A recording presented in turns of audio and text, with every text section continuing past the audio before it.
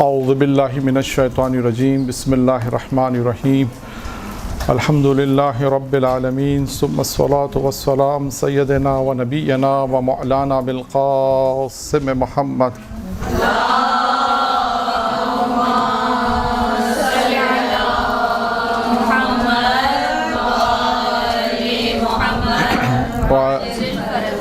و اہل بیت طیبین الطاہرین اما بعد۔ ہماری گفتگو جس موضوع پر ہم نے شروع کی تھی وہ موضوع تھا کہ وہ کون سے اسباب ہیں یا وہ کون سی چیزیں ہیں جو انسان کو کمال تک پہنچاتے ہیں۔ یہ اصل موضوع ہمارا تھا جو ہم نے اس دن آپ کے سامنے بیان کیا تھا، اور اس موضوع میں مختلف چیزیں، پہلے ہم نے مقدمہ بیان کیا، مقدمے کے بعد پھر یہ بیان کیا کہ انسان دنیا میں وہ کون سے کمالات ہیں جو حاصل کر سکتا ہے۔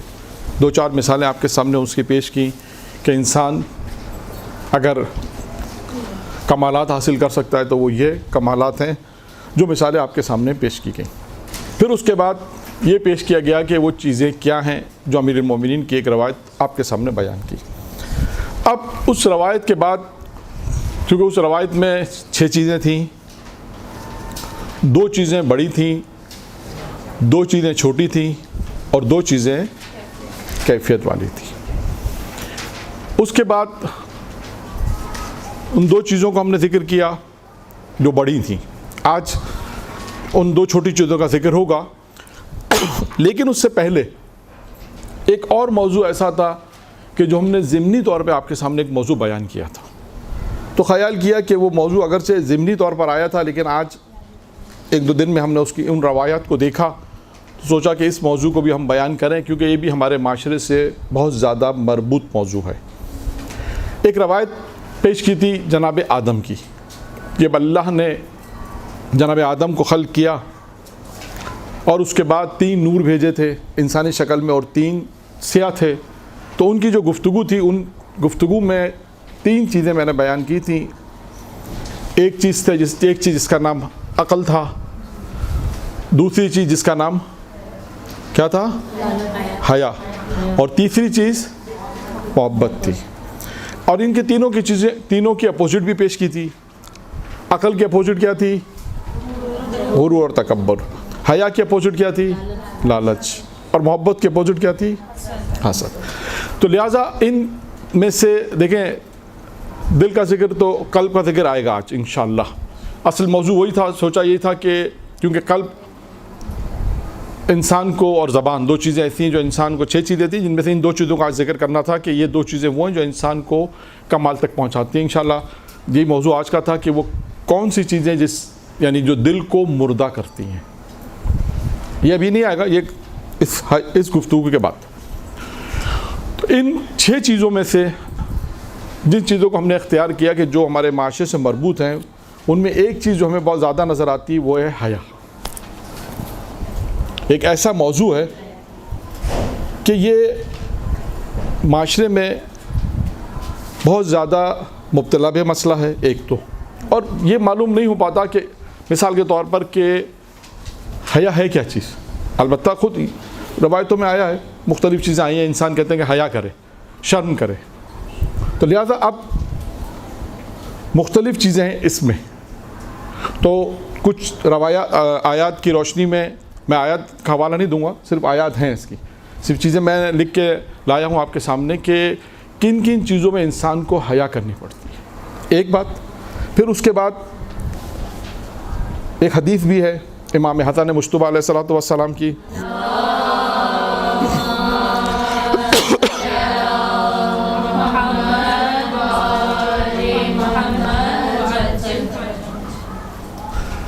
جس کے پاس حیا نہیں ہوگی اس کے پاس دین نہیں ہوگا۔ اور اس کے بعد یہاں پر ایک اور روایت بھی ہے، یہ بھی 3 چیزیں ہیں اور جبرائیل جناب آدم سے مربوط ہے۔ جب اللہ نے جناب آدم کے پاس، پہلے میں نے جیسے بتایا کہ 3 نور بھیجے، اسی طرح جبرائیل کو بھی بھیجا تھا، اور آدم سے کہا تھا کہ 3 چیزوں میں سے کوئی ایک چیز کو اختیار کرو۔ 3 چیزیں بھیجی تھیں. نمبر 1 عقل، نمبر 2 حیا، اور نمبر 3 دین. ان 3 چیزوں کو بھیجا تھا اللہ نے جبرائیل کے ذریعے جناب آدم کے پاس کہ 3 میں سے کوئی ایک اختیار کرنا. تو جناب آدم نے کس کو اختیار کیا؟ نہیں، عقل کو اختیار کیا. اب اس کے بعد جبرائیل نے کہا، ان دونوں سے کہا کہ اب تم واپس چلو. حیا اور دین سے کہا تم چلو، اس لیے کہ ان 3 میں سے ایک چیز کو اختیار کرنا تھا، جناب آدم نے اختیار کر لیا. تو ان دونوں نے کہا کہ نہیں، ہمیں یہ حکم ہے کہ جہاں پر عقل ہوگی وہاں پر دین بھی ہوگا اور وہاں پر حیا بھی. تو دیکھیے یہ روایت ہے کہ انسان کے اندر حیا ہونی چاہیے. اب یہ چیز، کچھ چیزیں ایسی ہوتی ہیں جو پریکٹیکلی طور پر ہوتی ہیں، شاید انسان بیان کے ذریعے اتنا واضح نہ کر سکے، لیکن کیونکہ میں آپ کو انشاءاللہ 2-3 واقعات بیان کروں گا، کیونکہ رائٹر نے قرآنی آیات کے ذریعے سے لکھا ہے کہ حیا ہوتی ہے ایک گفتگو میں. حیا کی جو چند قسمیں بیان کی، پہلی قسم لکھی ہے کہ حیا ہوتی ہے گفتگو میں. یعنی ہم خود کہتے ہیں جب آپ گفتگو کرتے ہیں تو کیا کہتے ہیں کہ انہیں حیا نہیں ہے. یعنی بعض اوقات گفتگو ایسی کرتے ہیں جس سے انسان کو خود حیا آ جاتی ہے، شرم محسوس ہوتی ہے کہ ایسی گفتگو نہیں کرنی چاہیے. تو ہم خود کہتے ہیں کہ اس میں انسان کو حیا نہیں، یعنی گفتگو کے اندر حیا ہونی، یعنی ایسے الفاظ، ایسی باتیں جو حیا سے مربوط رکھتی ہیں. تو لہٰذا خود وہ چیزیں پریکٹیکلی طور پہ اگر کوئی بچہ یا کوئی بڑا بھی مثال کے طور پر یا کوئی نوجوان کوئی ایسی بات کرتا ہے گھر میں کسی کے ساتھ، تو بڑے کیا کہتے ہیں کہ تمہیں شرم نہیں ہے، تمہیں حیا نہیں ہے. اس کا مطلب اس بات میں، اس چیز میں حیا ہونی چاہیے، شرم انسان کو محسوس ہونی چاہیے جو اسے محسوس نہیں ہو رہی. تو لہٰذا گفتگو کے اندر بھی حیا ہوتی ہے ایک. اس کے بعد دوسری چیز ہے، دیکھیں چلنے میں حیا. اس کا بہت مشہور و معروف واقعہ بھی ہے. چلنے میں حیا کیسے ہوگی؟ اب اس کو لکھا ہے انہوں نے، جناب موسیٰ کا قصہ ہے، اگر آپ لوگوں کے ذہنوں میں ہو. جناب موسیٰ کا قصہ ہے. کون؟ نہیں، ان کی زوجہ نہیں جا رہی تھی. جناب موسیٰ کی ملاقات ہوئی تھی جناب شعیب کی بیٹیوں سے. تاریخ قرآن میں موجود ہے واقعہ. تو اس واقعے میں کیا ہے، جناب موسیٰ نے جب ان کی مدد کی، کنویں کے ذریعے وہ پانی بھرنے میں مشکل ہو رہی تھی، جناب موسیٰ وہاں بیٹھے تھے، جناب موسیٰ نے ان کی پانی بھرنے میں ان کی مدد کی، اور مدد کرنے کے بعد انہوں نے کہا آپ ہمارے گھر چلیں. تو اس کے بعد اچھا گھر تو انہیں نہیں معلوم تھا جناب موسیٰ کو، تو کیا تھا طریقہ کار، کیا تھا کہ وہ آگے چلیں گی، جناب موسیٰ پیچھے طریقہ کار یہ ہوگا. اگر ابھی آپ کو کسی کو اپنا گھر کا پتہ بتانا ہے یا کوئی آپ کے ساتھ جائے تو عموماً طریقہ کار یہ ہوگا کہ آپ آگے اور وہ پیچھے. طریقہ کار یہی ہوگا. وہاں پر بھی یہی تھا کہ جناب موسیٰ پیچھے تھے اور وہ ان کی بیٹیاں، جناب شعیب کی جو بیٹیاں تھیں وہ آگے چل رہی تھیں. تو جناب موسیٰ نے کیا کہا ان سے، آپ میرے پیچھے چلیں، کیوں کہا مجھے حیا آتی ہے. اچھا حیا کس چیز سے آتی ہے؟ دیکھیں آج ہمارے معاشرے میں پریکٹیکلی مسئلہ ہے یہ. باہر آنا جانا، شادی بیاہ میں، مختلف کہیں پر بھی یہ تمام چیزیں پریکٹیکلی طور پر ہوتی ہیں. حالانکہ اس زمانے میں جناب شعیب نبی کی بیٹیاں تھیں، حجاب میں ہوں گی، مکمل حجاب میں ہوں گی، کہہ نہیں سکتے بے حجاب تھیں. اس کے باوجود جناب موسیٰ کیا کہہ رہے ہیں، کیوں کیا کہا جناب موسیٰ نے کہ مجھے حیا آتی. کس بات سے حیا آتی کہ تمہارا، یعنی اب میں اپنے الفاظ میں سمجھا رہا ہوں کہ اب آپ آگے چل رہی ہیں تو میری نگاہ یقیناً آپ پہ پڑ رہی ہے، تو آپ کی جو باڈی ہے وہ بھی مجھے نظر آ رہی ہے گویا، تو مجھے اسے دیکھتے ہوئے حیا آتی ہے. تو لہٰذا طریقہ یہ ہوگا کہ میں آگے چل رہا ہوں، آپ لوگ میرے پیچھے چلیں. دیکھیں اتنا ہے، یہ حیا ہے. اب اس سے اندازہ کریں کہ حیا کس چیز کو کہتے ہیں آپ، کہ اگر ہم معاشرے میں کس طرح ہم لباس پہنیں، کس طرح ہم معاشرے میں گفتگو کریں، تو ہمارا لباس کیسا ہونا چاہیے. خود آپ دیکھیں جناب زہرا جب دنیا سے گئی تھی تو بعض اہل ممبر نے پڑھا ہے کہ جب رو رہی تھیں، روتے روتے مسکرائی تھیں. بعض لوگوں نے یہ بھی لکھا کہ جناب زہرا زندگی میں 4 مرتبہ مسکرائی ہیں. ان میں سے ایک مورد یہ تھا کہ کب مسکرائیں کہ جب انہیں یہ پتہ چلا کہ عرب کے نہیں، حبشہ کے لوگ جو ہے وہ جب انسان مر جاتا ہے تو ایک لکڑی کے ڈبے کے اندر، باکس کے اندر اسے لے جاتے ہیں. عرب میں ایسا نہیں تھا اس زمانے میں. عرب میں کیسا تھا، جیسے مثال کے طور پہ اگر لے جا رہے ہیں تو اس کے اوپر کپڑا رکھا اور کپڑا رکھ کے اس کے بعد اس باڈی کو لے گئے. تو اس بات پہ کہتے ہیں مسکرائی اور خوش ہوئی کہ اس بات پہ کہ وصیت کی تھی انہوں نے اپنی کنیز سے اور کہا تھا کہ اس باکس میں میری وصیت ہے کہ مجھے بھی اسی طرح، کیوں کہ ایسا ہو کہ مرنے کے بعد اگر چادر ڈلی ہوئی اگرچہ لیکن لوگ کی نگاہیں اس وقت مجھ پہ نہ پڑیں، نہیں یہ تو پتہ چل جائے گا یہ کسی خاتون کی، یعنی یہ بھی جناب زہرا نہیں چاہتی تھی، یعنی گویا ہم کہ اس سے بھی حیا آتی ہے. یعنی دیکھیں ہم اگر تاریخ کا مطالعہ کریں تو کیا معیار پتہ چلتا ہے. اب جیسے آج کوئی کہ مثال کے طور پہ میں آپ سے کہوں کہ حجاب کی بات ہوتی ہے تو حجاب کا معیار کیا تھا؟ مثال دے رہا ہوں سمجھانے کے لیے. اس طرح حیا میں بھی ہے یہ، حجاب میں بھی وہی بات آئے گی کہ جناب زہرا جب پیغمبر اسلام نے مدینے میں پوچھا تھا، مسجد میں پوچھا تھا کہ عورت کا سب سے بہترین عمل کون سا ہے، تو سلمان فارسی گئے جناب زہرا کی خدمت میں، جانے کے بعد انہوں نے جواب لے کر آئے اور ہر شخص نے اپنا اپنا جواب دیا. جب سلمان کی باری ہے تو سلمان نے کیا کہا؟ سلمان نے کہا میں جناب زہرا کی خدمت میں گیا تھا اور یہ سوال میں نے ان کے سامنے رکھا تو انہوں نے کیا جواب دیا کہ عورت نہ محرم کو نہ دیکھے، اور گھر کے بلکہ گھر کے اپنے اندر سے جو گھر کا سب سے اندر کا جو کمرہ ہے اس میں بیٹھے اور نہ محرم کی نگاہ اس پہ نہ پڑے اور اس کی نگاہ بھی نہ محرم پر نہ پڑے. اب اچھا آپ کوئی کہ مولانا آج کے دور میں تو مشکل ہے، ممکن ہے آپ کہیں جیسا اب درس میں آ رہے ہیں تو یقیناً محلہ ہے، سوسائٹی ہے، لوگوں کی نگاہیں تو ہم پہ پڑیں گی. اچھا وہ ایک معیار ہے، یعنی جناب زہرا نے وہ ایک معیار بتا دی کہ معیار یہ ہے، یعنی اس معیار پر ہونا چاہیے. ٹھیک ہے اب آئیے ہم حیا کی اس مثال، یہ تو حجاب میں بھی حیا میں بھی یہی ہے کہ مثال کے طور پہ ایسا لباس پہنیں، اپنے آپ کو ایسا رکھیں کہ ہمیں بھی حیا ہے اور کوئی اگر مثال کے طور پہ کوئی نامحرم جائے تو اسے پتہ ہی نہیں چلے کہ کون تھا. یعنی اتنا حجاب اس طرح ہو کہ حیا ہونی چاہیے. یہ دیکھیں یہ معاشرے میں بہت ساری چیز ہو سکتا ہے کہ پریکٹیکل آپ کہہ نہیں ہے، لیکن بہرحال انسان گھر ہے رہتا ہے، پریکٹیکلی طور پر سب چیزیں انسان انجام دے سکتا ہے. تو خیر گفتگو میں حیا، اس کے بعد ہے چلنے میں، اور اس کی مثال میں نے آپ کے سامنے ایک پیش کی. پھر اس کے بعد ہے مجالس میں بیٹھنے میں، انسان کس طرح مجالس میں بیٹھ رہا ہے اس میں بھی حیا ہونی چاہیے. پھر اس کے بعد ہے معاملات میں حیا ہو کہ انسان جو معاملات کرتا ہے اس میں بھی بعض اوقات انسان ایسے معاملات ہیں کہ انسان اس میں بھی کہتے ہیں کہ حیا کرنی چاہیے. اس کے بعد ہے کسی کے گھر میں بھی انسان داخل ہو جائے، ایسا نہیں انسان کسی گھر میں بغیر داخل ہو جائے، اس میں بھی حیا رکھے. اور اس کے بعد دیکھیں ایک اور مورد ہے کہ خدا کے سامنے انسان گناہ کرتا ہے، حیا کرتا ہے. سب سے اہم ترین یہ، اور جو میں نے آپ کے سامنے بیان کیا، یہ کچھ اس میں بہت چیزیں اس میں ایسی ہیں جو مستحبات سے مربوط رکھتی ہیں کہ حرام سے شاید نہ تعلق رکھے، لیکن یہ وہ چیزیں ہیں کہ جو انسان کی زندگی میں جسے کہتے ہیں نا حیا ہونی چاہیے. وہ اب خدا کے سامنے حیا کیسے ہوگی، اس کی بہترین مثال بھی آپ کے سامنے موجود ہے. زلیخا کا قصہ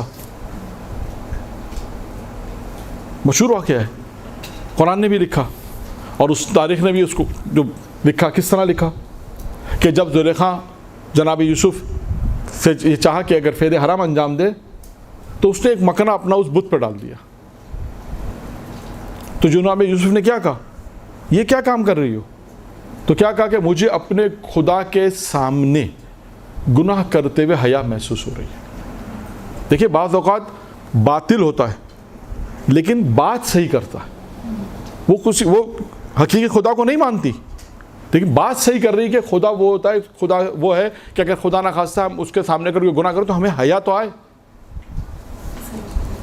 تو یہ حیا وہ ہے جو انسان پروردگار عالم سامنے اگر خدا نہ خواستہ اگر انسان گناہ کرے تو یہ خدا کے سامنے ہر وقت رہتا ہے، حیا کرے. اور دیکھیے یہ سب چیزیں آئیں انسانی زندگی میں آتی ہیں کہ انسان حیا کرے. اچھا اس کے بعد اب آتے ہیں ایک اور حدیث ہے، حیا کا معنی کیا ہے. اب یہ قسمیں بیان کر دی میں نے مختلف. یہاں پر پانچویں امام محمد باقر علیہ الصلوۃ والسلام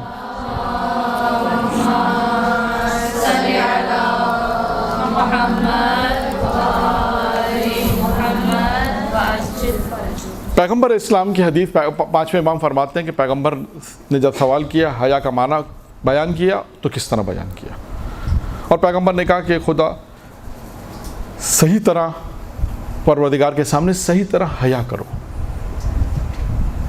اب پوچھا سوال کہ صحیح طرح حیا کیسے ہوتی ہے. اللہ کے رسول پوچھا کہ صحیح طریقے سے حیا, صحیح معنوں میں ہم کہتے ہیں کہ صحیح معنوں میں حیا کیا ہے.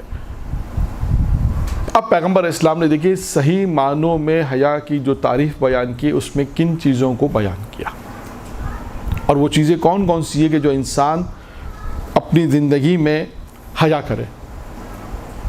نمبر 1, پیغمبر اسلام نے کیا کہا؟ سب سے پہلی چیز, اگر انسان صحیح معنوں میں حیا کرنا چاہتا ہے تو سب سے پہلی چیز ہے کہ وہ اپنی موت کو یاد رکھے. اور یہ پریکٹیکلی ہے. خدا نہ خواستہ اگر کوئی گناہ کرنا چاہتا ہے, اگر اس کے سامنے حیا ہے, خدا کا خوف ہے, موت سامنے ہے, تو فوراً وہ گناہ نہیں کرے گا کہ ہاں مجھے خدا کو جواب دینا ہے. یعنی ایک لمحے کے لیے بھی اگر خدا یاد آ جائے, کتنے ایسے واقعات ہیں تاریخ میں کہ جسے امکان ہوا کہ وہ گناہ کا کام انجام دے, جیسے اسے خدا کا خیال آیا, موت کا خیال آیا, اسے فوراً اپنے آپ کو چھوڑ دیتے ہیں. واقعات تاریخ میں بہت سے. تو انسان دیکھیں موت کو ہر وقت اپنے سامنے رکھے تو انسان صحیح معنوں میں یہ حیا کا مفہوم ہوگا. اب یہاں پر میں جناب لقمان کی وہ روایت بھی بیان کروں کہ جناب لقمان نے اپنے بیٹے کو وصیتیں کی. بہت ساری وصیتیں آپ نے سنی ہوں گی. 4 وصیتیں ہیں. ان 4 وصیتوں میں سے 2 وصیت وہ ہیں کہ جناب لقمان نے کہا 2 چیزیں ایسی جو تمہیں یاد رکھنا ہے, 2 چیزیں ایسی ہیں جو تمہیں یاد رکھنی ہے, اور 2 چیزیں ایسی ہیں جو تمہیں بھول جانا ہے. اب آپ سوچیے, ہمیشہ یہ یاد کرایا جاتا ہے کہ اسے یاد کرو, اور یہ کون سی چیز ہے جو کہ بھول جاؤ. یعنی اس کا مطلب ہے کوئی چیز ایسی بھی ہے جسے انسان کو بھولنا بھی ہے. سوال یہ کہ وہ کون سی چیز ہے کہ جسے یہ کہا جا رہا ہے کہ اسے بھول جاؤ. ورنہ آپ, میرا خیال ہے شاید نہیں معلوم پہلے آپ کو کسی نے یہ یاد کرایا ہوگا یا نہیں بتایا ہوگا. ہمیشہ یہی کہا ہوگا کہ یاد کریں, ہمیشہ کہا ہوگا یہ چیزوں کو یاد کریں, حفظ کریں, ذہن نشین کریں. لیکن میں آپ کو جو چیز بتا رہا ہوں وہ کیا بتا رہا ہوں؟ بھول جائیں. 2 چیزوں کو یاد کرانا ہے اور 2 چیزوں کو بھولنا ہے. وہ کون سی 2 چیزیں ہیں؟ کیونکہ دیکھیں موت کا ذکر ہے, اس لیے اس روایت کو میں بیان کر رہا ہوں کہ پہلی چیز حیا کا پہلا مفہوم ہے کہ انسان اپنی موت کو اپنے سامنے رکھے, اپنی موت کو یاد رکھے. پھر انشاءاللہ موقع ملے گا تو بنی اسرائیل کا قصہ سے مراد ہے کہ 14 صفتیں تھیں ان لوگوں میں, بنی اسرائیل کے 14 صفتیں تھیں. ایک شخص یا نبی خدا, مجھے قصہ یاد نہیں لیکن میں مفہوماً آپ کو بیان کر رہا ہوں, کہ جب ایک شخص یا نبی اس علاقے میں آیا تو اس نے دیکھا نہ یہاں بادشاہ ہے, نہ یہاں وزیر ہے, نہ یہاں کوئی فیصلہ کرنے والا ہے, یہاں لوگ آرام سے اپنی زندگی بسر کر رہے ہیں. جو پوچھا کہ آپ کے جھگڑا نہیں ہوتا؟ کہا نہیں ہوتا. کہا آپ لوگ آپس میں نہیں لڑتے؟ کہا نہیں لڑتے ہم لوگ. کہا کوئی فیصلہ کرانے والا نہیں ہے؟ کہا ہم لڑتے ہی نہیں جو فیصلہ ہو. بھائی فیصلہ کب ہوگا؟ جب لڑائی ہوگی, جھگڑا ہوگا. جب جھگڑا نہیں ہے تو فیصلہ کرنے والا نہیں ہے. پھر اس سے پوچھا کہ آپ کے علاقے میں آپ لوگوں میں کیا خصوصیت ہے؟ اس نے 14 خصوصیت اپنی اس آبادی کی بیان کی, جس میں سے پہلی کیا بیان کی؟ پہلی یہ بیان کی کہ ہم نے اپنی زندگی میں اور اپنے گھروں میں اپنی قبر کھود کے رکھی ہے. ہم نے اپنے گھروں میں اپنی قبر کھود کے رکھی ہے. کہا کہ جب ہم گھر سے نکلتے ہیں تو ہم اپنی قبر کو دیکھتے ہیں پہلے, کہ دیکھو گھر سے باہر جا رہے ہو, کوئی کام ایسا مت کرنا, آنا تمہیں اسی قبر میں. کہ جب گھر میں واپس آتے ہیں تو پہلے قبر کو دیکھتے ہیں کہ دیکھو گھر کے اندر جا رہے ہو, کوئی کام ایسا مت کرنا, جانا تمہیں اسی قبر میں ہی ہے.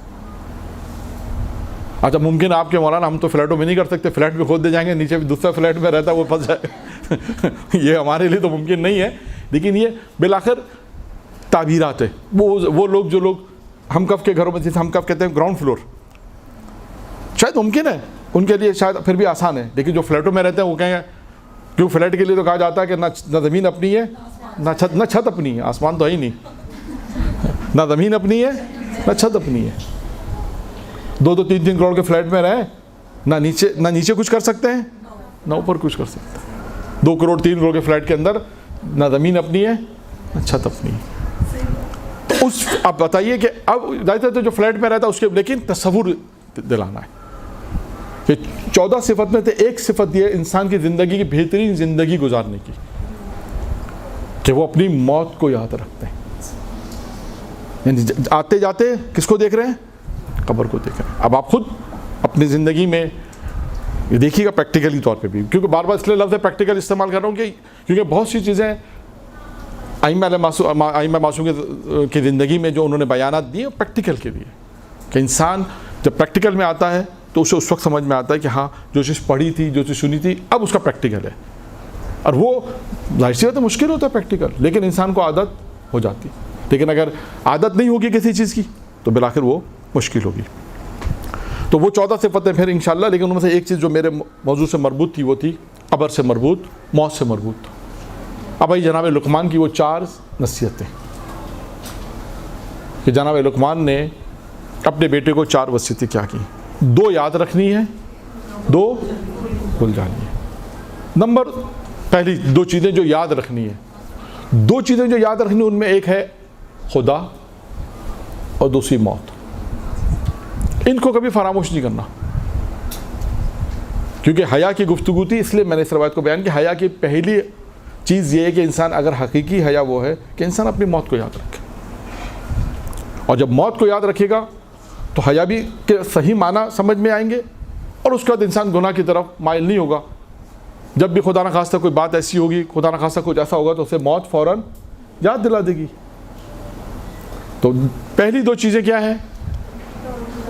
خدا اور موت. اب دیکھیے پچھلی دفعہ میں نے قصہ معرفت پروردگار پہ سنایا تھا, جناب کس کا تھا؟ ذوالقرنین کا, کہ معرفت پروردگار اس کو کہتی تھی اس شخص کو. تو اسی طرح انسان ہر وقت اپنے خدا کو یاد رکھے. اب آئیے قصہ اور سنا دیتے ہیں کہ دیکھیے ہر وقت خدا کو یاد رکھنا ہے. ذکر پروردگار ایک ہوتا ہے, ذکر پروردگار الگ ہے, ایک ہوتا ہے معرفت پروردگار. دیکھیں ذکر میں بھی بات معصومین کی جو روایت ہے, ذکر میں بھی یہی ہے کہ ذکر یہی ہے, تسبیح تحلیل جو ہم کرتے ہیں وہ بھی ہے, اور روایت میں یہ بھی آئے کہ ذکر سے مراد یہ بھی ہے کہ انسان حرام سے اپنے آپ کو بچائے اور واجبات کی ادائیگی کرے. یہ بھی روایتوں میں آیا ہے. جناب داؤد نے پروردگار عالم سے یہ خواہش ظاہر کی کہ جنت میں میرا پڑوسی کون ہوگا, جنت میں میرا پڑوسی کون ہوگا. تو خداوند متعال نے جناب داؤد سے کہا کہ شہر سے باہر جاؤ, جو شخص تمہیں پہلا نظر آئے گا وہ جنت میں تمہارا پڑوسی ہوگا. اچھا آپ دیکھیے یہاں پر خدا نخواستہ نماز کی توہین نہیں کرنی, روزی کی توہین نہیں کرنی کہ پہلے مولانا نماز کا ذکر نہیں کرنا. نہیں, پروردگار عالم کے دیکھیں عبادت اپنے مقام پر ہے, وہ ضروری ہے, وہ ضروری ہے کہ انسان نماز, روزہ, حج, زکوٰۃ, یہ تمام واجبات ہیں, اور اس کے بعد انسان خدا کی طرف جتنا زیادہ مائل ہوگا وہ چیزیں بھی جسے کہتے ہیں معرفت, خدا کو انسان ہر وقت یاد رکھے تو اس کا دنیا میں بھی اس کے فوائد ہیں اور آخرت میں بھی اس کے فوائد ہیں. اب جناب داؤد شہر سے باہر نکلے تو کیا دیکھا؟ جناب متا, جناب یونس کے والد دیکھا انہوں نے کہ لکڑیاں سر پہ رکھی ہوئی ہیں. پھر انہوں نے دیکھا کہ گاہک آیا, اسے لکڑیاں بیچیں, اس کے بعد جو رقم ملی رقم لے کے آ رہے تھے. اب جناب داؤد نے ان سے کہا کہ حضور آپ کا میں مہمان بننا چاہتا ہوں. نے کہا اب نبی خدا مہمان بن سکتے میرے, کیوں دیکھنا, کیا کیوں کہا کہ میں مہمان بننا چاہتا ہوں؟ اس لیے یہ دیکھنا چاہتے تھے کہ ان کی کون سی ایسی صفت ہے جس کی بنا پر یہ جنت میں میرے پڑوسی ہیں. اب جب ان کے ساتھ ہو لیے, ساتھ ہونے کے بعد جو رقم انہیں ملی تھی اسے انہیں گندم خریدا. گندم خریدنے کے بعد یہ گھر پہنچے, اور اس کے بعد جب روٹی بن کر سامنے آئی, گندم کی روٹی بن کر آئی, تو اب جناب یونس کے والد جناب متا جو تھے, ایک جب نوالا لیتے ہیں ایک روتے جاتے ہیں اور کیا کہتے ہیں؟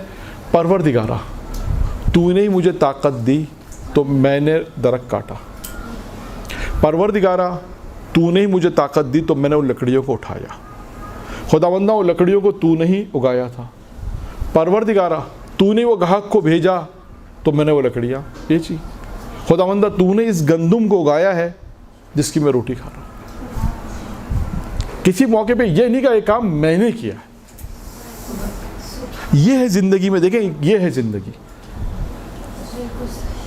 کہ ہر لمحہ ہر لحظہ انسان یہ کہے کہ یہ خدا کی طرف سے ہے, میرا کچھ نہیں ہے, میں کچھ بھی نہیں ہوں. انسان کیا ہے آپ دیکھیے, اگر تھوڑا سا تصور کریں थोड़ा सा तसव्वुर करें कि जितना भी दौलतमंद शख्स, पैसे वाला शख्स, बिलाखिर अगर वो दुनिया से जाएगा तो वो खाली हाथ जाएगा। सिकंदर आज़म के शायद की वसीयत थी ना कि जब मुझे दफनाया जाए तो मेरे दोनों हाथ कफन से बाहर रखे जाएं। तो पूछा ये वसीयत क्यों कर रहे हो? कहा दुनिया ये देख ले कि सिकंदर भी, दुनिया ये देख ले कि सिकंदर भी जब दुनिया से जा रहा है, और जो आमाल इंसान ले जाता है वो नज़र नहीं आता, ये ध्यान में रखिए। तो देखिए ये मारिफत परवरदिगार जो है ना, हर वक्त खुदा को याद रखो। यानी इंसान अपनी ज़िंदगी में हर लहजा के खुदा के लिए काम अंजाम दे रहा हूँ मैं। कभी ये ना कि मैंने किया, जैसे बहरहाल होता है ज़िंदगी में, बहुत से लोगों ने बिज़नेस सेट किया, 20 साल के बाद जाके माशाल्लाह बिज़नेस बहुत अच्छा हो गया, काम बहुत अच्छा हो गया, या 20 साल के बाद पैसा इतना जमा किया कि अच्छा घर बना लिया, या बच्चों की पढ़ाई करवा ली मेहनत से पढ़ा के। तो हम क्या करते हैं अपनी ज़िंदगी में? हमें अक्सर लोग मिलते हैं, कहते हैं मौलाना 20 साल की मेहनत के बाद ये घर बनाया, 20 साल के बाद हमने अपना कारोबार सेट किया। ये नहीं कहते कि अल्लाह ने जो ताकत दी उससे बनाया। असली ये बात है, इंसान कुछ नहीं है। तो कभी इंसान तस्वुर करे कि मैं क्या था और क्या हूँ अभी, और मेरे मरने के बाद क्या होगा। सिर्फ ये वक्ती दुनिया है कि जिस पे इंसान ज़िंदगी बसर कर रहा है। कभी बहुत अच्छे हालात होते हैं, तभी कभी इंसान के हालात मुश्किलात में भी होते हैं। तो हर वक्त असल मुहिम इसमें यह कि इंसान हर वक्त परवरदिगार को याद रखे। देखिए ये जब इस तरह काम होगा ना, तो घर के जो मसाइल हैं वो भी हल होते चले जाएंगे। जो हमारे माशरे के जो मुश्किलात हैं वो इसीलिए हल नहीं हो रही कि हमारा भरोसा खुदा पे नहीं है, हमारा परवरदिगार पे भरोसा नहीं है, एतमाद खुदा पे नहीं है। अभी आएंगी 2-4 चीज़ें और भी इंशाल्लाह, अब अगले जलसे में आएंगे, इसी जलसे में नहीं मालूम, कि जिसमें हम ये बयान करेंगे, जिसमें है कि इंसान अपनी ज़िंदगी किस तरह गुजारेगा। ये दर्स किस लिए है? इसलिए कि हम अपनी ज़िंदगी को बेहतर बनाएं। इसलिए नहीं कि जिस तरह मिसाल के तौर पे इसके मैं आपको एक मिसाल दूं, क्या लोग मिसाल देते हैं कि इंसान जब दर्स मजलिस में जाते हैं तो जब दर्स मजलिस से निकलते हैं या दर्स से निकलते हैं तो दामन झाड़ा वहीं छोड़ा, उसके बाद। ऐसा नहीं है, नहीं, मारिफत परवरदिगार है, इंसान उसे याद रखना हर वक्त कि किस तरह प्रैक्टिकली तौर पे हम अपनी ज़िंदगी में मारिफत खुदा को लेकर आएँ। खुदा ने हमें हर चीज़ दी है, तो ये परवरदिगार तूने दिया है। पढ़ाया लिखा है माँ बाप, खुदा ने माँ बाप ऐसे मोहब्बत करने वाले माँ बाप दिए, बहन भाई दिए, ये परवरदिगार आलम ने। देखें इंसान का एक जुमला कहता चाहूँ कि इंसान का ना दुनिया में आना इख्तियार में है, आना इख्तियार में है। जो चीज़ इख्तियार में वो फिर इंशाल्लाह है कुछ चीज़ इंसान के इख्तियारात में। तो खैर 2 चीज़ें वो बयान की अभी तक कि जो इंसान को याद रखनी है। अब किसकी बारी है? भूलने वाली बारी। अब वो चीज़ें बयान करनी है जो भूल जानी। वो क्या चीज़ है? जब किसी के साथ नेकी करो उसको भूल जाओ। अच्छा, अब इसका फ़लसफ़ा क्या है शायद? अच्छा, अब यहाँ तक रवायत में यहाँ तक है। शायद इसका फ़लसफ़ा ये है, अगर हम गौर फिक्र करें इस हदीस के ऊपर, तो इसका फ़लसफ़ा शायद ये है कि जब हम किसी के साथ नेकी करेंगे तो क्या होगा? हैं? क्या होगा? जब नहीं जताएंगे तो से एक और चीज़ होगी इंसान के अंदर, एक और चीज़ नहीं वो तो नहीं गुरूर तो आएगा, चले। एक और चीज़ होगी, उसे हम कहते हैं तवक्को, कि हमने इसके साथ नेकी की, अब ये भी हमारे साथ भलाई करे, इसे हम कहते हैं तवक्को। इसलिए अगर हम नेकी करके भूल जाएं तो वो याद ही नहीं है। वरना क्या होता है, आप देखें, अरे ये इनकी सारी ज़िंदगी हमने इनको पाल पोस के बड़ा किया, ये एहसान जताते हैं। जनाब मूसा को परवरदिगार आलम ने कहा था, 3 नसीहतें की मूसा को, जिसमें से एक नसीहत ये कि मूसा कि जब हमने तुम पे नेमतें नाजिल की तो नहीं जताया, इसी तरह हमारे बंदे भी जब तुम्हारे पास आए तो तुम उससे भी एहसान, जब उन पे एहसान करो तो उसे भी मत जतलाओ। ये सबसे बुरी चीज़ है, एहसान जतलाना। जैसे कुरान ने भी कहा कि सदके की जो आयत है कि उसको बातिल मत करो देने के बाद। यही है कि इंसान, देखें हम अपने ज़िंदगी में कितनों के साथ नेकियां करते हैं, कितनों के साथ ज़िंदगी में जो जॉइंट फैमिली सिस्टम में रहते हैं वहाँ होती हैं, अलग भी रहते हैं तब भी होती हैं। لیکن ہمیں توقع کیا ہوتی ہے کہ یار ہم نے اس کے ساتھ بھلائی کی, یہ بھی ہمارے ساتھ ایک وقت تو آئے گا, یہ بھی ہمارے ساتھ اچھائی کرے. یہ نہیں ہے صحیح. غرور آئے گا وہ الگ ہے کہ ہم نے اس کے ساتھ نیکی کی, یہ بھی نہیں ہونا چاہیے. جتلانا تو بہت دور کی بات ہے, اس کو اصلاً منع کیا گیا کہ مت جتلاؤ. تو انسان دوسروں کے ساتھ جو نیکی کرے اسے بھول جائے. کیوں کہ شاید وجہ یہ ہے کہ انسان اس سے توقعات وابستہ ہوتی ہیں. اور آپ دیکھیے ایک نقطہ بات آئی تو میں یہاں کہتا چلوں کہ کچھ چیزیں زندگی کی کامیاب بناتی ہیں. بہت ساری چیزیں آپ کو بتائی گئی ہوں گی, تجربات میں لوگوں کی آئی ہیں, روایتوں میں بھی آئی ہیں, جن میں سے 2 چیزیں میں آپ کو بیسکلی بتا دیتا ہوں جو تجربہ کر کے دیکھیے گا انشاءاللہ. ایک ہے کسی سے توقع نہ رکھنا, کسی سے بھی توقع نہیں رکھیں سوائے خدا سے. کسی سے بھی توقع مت رکھیں. اب اس کی مثالیں آ سکتی ہیں, بہت ساری مثالیں دینے کے لیے, کیونکہ جب انسان توقع رکھتا ہے نا اور وہ آدمی اس توقع پہ نہیں اترتا, دکھ بھی ہوتا ہے, بدگمانیاں پیدا ہوتی ہیں, اس کا نتیجہ یہ نکلتا ہے. مثال کے طور پہ کسی نے مجھے کہا میں اپنے بھائی کے گھر گیا, مثال کے طور پہ سنا دیتے قصہ, گئے بھائی کے گھر, بھائی نہیں تھے, بھابھی کے پاس اتنا وقت نہیں تھا کہ وہ انہیں چائے کھانا کھلا دی, دوپہر کا وقت تھا مثال, انہیں چائے پلا دی. اب توقع کیا تھی انہیں؟ کھانے کی توقع تھی کہ گھر جا رہے ہیں, توقع. ان کے بعد اچھا ہم معاشرے میں سب سے پہلی چیز کیا دیکھتے ہیں؟ نیگیٹو سوچتے ہیں, نیگیٹو سوچتے وہی ہے کہ پتہ نہیں اچھا نہیں سمجھتی, ہمیں برا سمجھتی ہیں, ٹائم نہیں دے. بھائی یہ نہیں سوچتے ہو سکتا ہے گھر میں کچھ کھانے کو نہ ہو سکتا ہے اس کو مصروفیت زیادہ ہو. ہمیشہ فرسٹ ٹائم جو ہم سوچتے ہیں وہ نیگیٹو ہے, جیسے ہم کہتے ہیں بدگمان. تو یہ چیز سب بری ہے. توقعات اسی طرح ہوتی ہیں. اب ہم توقع رکھے گئے تھے کہ بس ٹھیک ہے گائیں گے بیٹھیں گے, اب انہوں نے چائے بھی پلا دی تو احسان مانیں گے, انہوں نے وقت چائے پلا دی. بھائی اگر توقع تھی کھانے کی نہیں کھلایا تو کہیں گے پتہ نہیں اپنے آپ کو کیا سمجھتے ہیں, پتہ نہیں اپنے آپ کو پیسہ آ گیا, یہ آ گیا, 10 قسم کے الزامات انسان. تو اسی طرح انسان معاشرے میں توقعات نہیں رکھے. ٹھیک ہے, کوئی اگر انسان ہے, کوئی کام اگر کسی کے ساتھ نیکی کرا, یہ سب چیزیں آتی ہیں کہاں پر ہیں؟ جب کوئی باہر جاتا ہے, مثلا امریکہ جا رہا ہے, انگلینڈ جا رہا ہے, مثال کے طور پہ وہاں پہ نوکری کے لیے جا رہا ہے, تو وہاں توقعات کیا ہوتی ہے؟ میرا دوست ہے, اسے توقعات رکھے بیٹھے کہ مجھے وہ گھر پہ بلائے گا, یا میں نوکری کے لیے جا رہا ہوں تو کم سے کم وہ میری ہیلپ تو کرے گا, 15 دن 20 دن مجھے اپنے گھر پہ رکھے گا.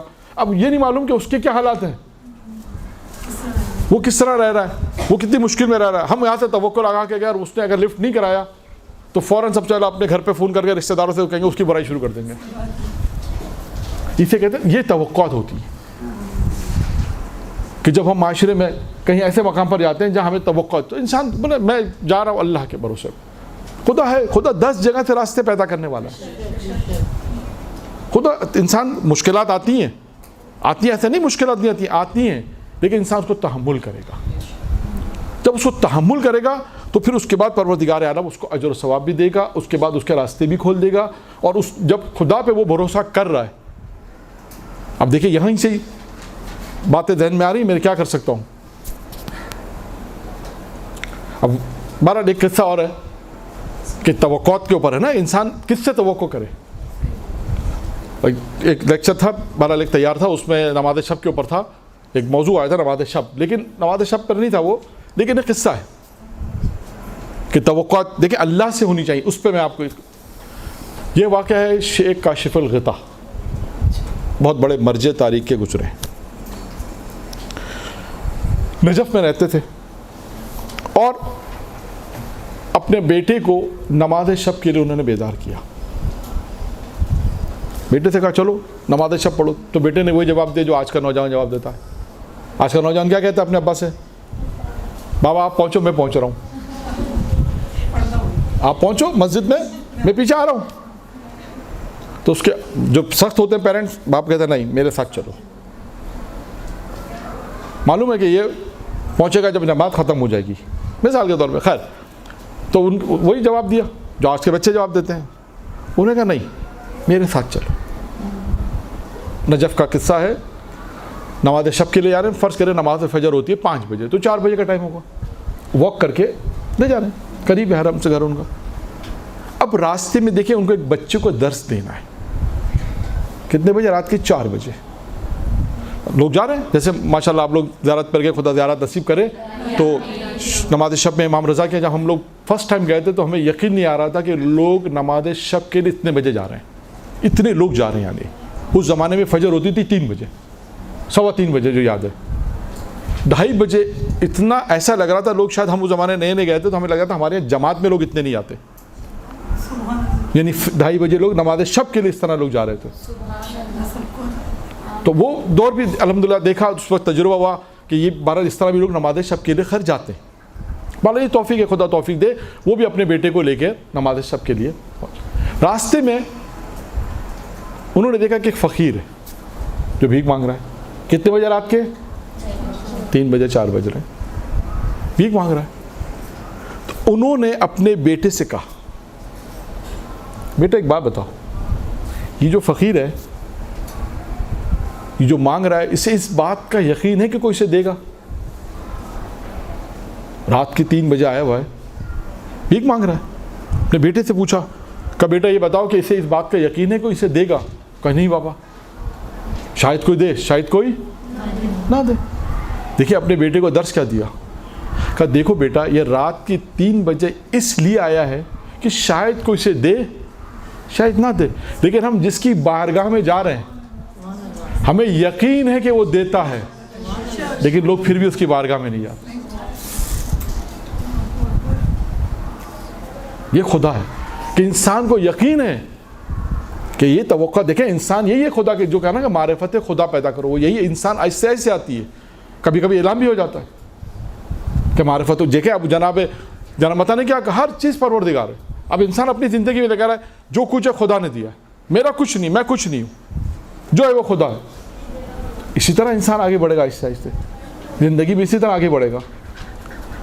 تو 2 چیزیں تھیں جو یاد رکھنی ہے, اور توقعات پہ ہماری گفتگو ہوئی تھی کہ 2 چیز جو بھولنی وہ کیا ہے کہ جب کسی کے ساتھ نیکی کرو اسے بھول جاؤ. اور یہ اسی دیکھیں یہ سب اسی طرح آئے گا کہ انسان جب نیکی کرے گا بھول جائے. اور اکثر ایسا ہوگا آپ کے ساتھ, یا کبھی ہمارے ساتھ بھی ہوتا ہے. کوئی ایران میں اس زمانے میں ملتا تھا, ممکن ہے کسی کو کہ شاید کچھ کر دے, وہ یاد نہیں ہے. تو کہا کہ بلا آپ سے ملاقات ہوئی تھی, میں نے کہا بس توفیق ہے, بھول گیا انشاءاللہ. اور ایسا ہونا چاہیے کہ نیکی کرے بھول جائے. یہ نہیں کہ ابھی کسی کے ساتھ کل نیکی کی, پرسوں نیکی کی, جو جوائنٹ فیملی میں یا مثال, تو فوراً ہم کہتے ہیں کب تک تمہارے ساتھ نیکیاں کرتے رہیں گے, کب تک تمہارے ہم ہیلپ کر. نہیں, ایسا نہیں ہے. بھول جائیں نیکی کرنے کے بعد, تو اس کا نتیجہ کیا ہوگا کہ پروردگار پہ بھی بھروسہ رہے گا, اس سے بھی توقع نہیں رہے گی, انسان کی زندگی بہترین ہوتی چلے گی. اور دوسری چیز جو بھولنی وہ کیا ہے, جب کوئی تمہارے ساتھ برائی کرے اسے بھول جاؤ. 2 چیزیں, اسے بھول جاؤ. جب کسی کے ساتھ نیکی کرو اسے بھول جاؤ, اور جب کوئی تمہارے ساتھ برائی کرے اسے بھول جاؤ. یہ 2 چیزیں جسے بھولنا ہے. اب اس میں بھی یہاں پر بھی یہی ہوگا کہ اگر کسی نے ہمارے ساتھ برائی کی ہے تو ہم اگر اسے دل میں رکھیں گے تو کیا ہوگا نتیجہ, ہم بھی موقع تلاش کریں گے کہ اس نے ہمارے ساتھ برا کیا ہے, اب ہم بھی اس کے ساتھ برا کریں گے. لیکن اگر ہمیں یاد نہیں ہے کہ اس نے ہمارے ساتھ برا کیا ہے تو ہمیں پتہ ہی نہیں اس نے ہمارے ساتھ برا کیا, ہم بھول گئے. ہو سکتا ہے کہ اسے یاد آ جائے 10 سال بعد, 15 سال بعد, وہ کہے کہ 10 سال پہلے میں نے آپ کے ساتھ بد اخلاقی کی, بد تہذیبی کی, مجھے معاف کر دیں آپ کے, مجھے تو یاد بھی نہیں کب ہوا یہ واقعہ, کب پیش آیا. یہ چیزیں جو انسان کو بناتی ہیں. تو ابھی تک ہم پہلی چیز پہ پہنچے, اور میرا خیال ہے ٹائم مکمل ہو گیا, 5 بج گئے. اب بہرحال ہماری گفتگو جہاں تک پہنچی وہ میں خلاصہ کر دوں کہ حیا کے اصل معنی کیا ہے. جہاں تک ہماری گفتگو پہنچی کہ اصل حیا کے جو پہلا معنی ہے اس میں ہے کہ انسان اپنی موت کو یاد رکھے, موت کو اپنے سامنے رکھے گا, تو حیا کا اصل معنی آئے گا. اب اس کے بعد 2-4 چیزیں اور ہیں, وہ انشاءاللہ وقفے کے بعد. درود پڑھیں محمد آل محمد.